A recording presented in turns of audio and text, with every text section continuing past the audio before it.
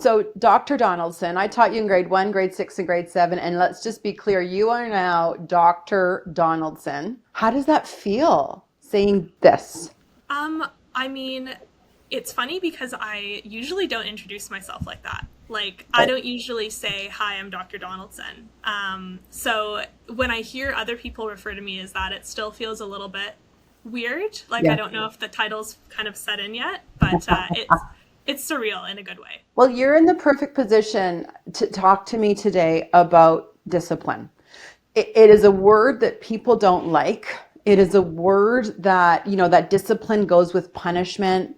How do I discipline and not, I don't want to punish. And I want to dig into that with you today. And we're going to get into the why in a second. I think that there's just so many, like more and more as our generations go on, there's just uncertainty about it. But let's first, before we launch into that, I want to talk about you in terms of why do you think that adults around hate the word discipline? And parents hate the word discipline, and teachers even more hate the word discipline. I think that it comes with a connotation of external pressure. And I think the word discipline, a lot of the time, you perceive it as someone else is disciplining you, someone else is telling you what you Mhm. should and shouldn't be doing.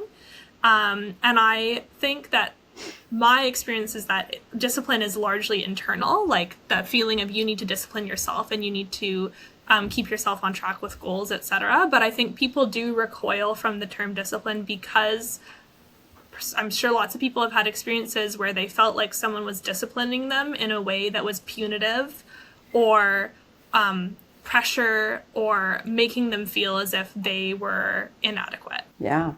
Well, so I went to you because I have a presentation I do for teachers and parents about securely attached discipline. I asked all these teachers and like a superintendent and people that had been around forever, and every single adult hated it. Every adult, like over the age of 40. I literally, after I spoke to you and had presented once, they said to me, a Pro D committee, okay, from a school district nearby, we don't like the word discipline.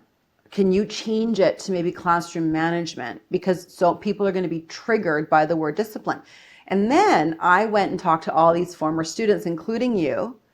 I don't know if you've seen my notes. I asked somebody to ask the grade twos at the school you and I were at, the elementary school, grade fours, some high schoolers, and into like different young adults. And what was fascinating, and I just think it's so like parents and teachers need to hold on to this, is that you all liked the word.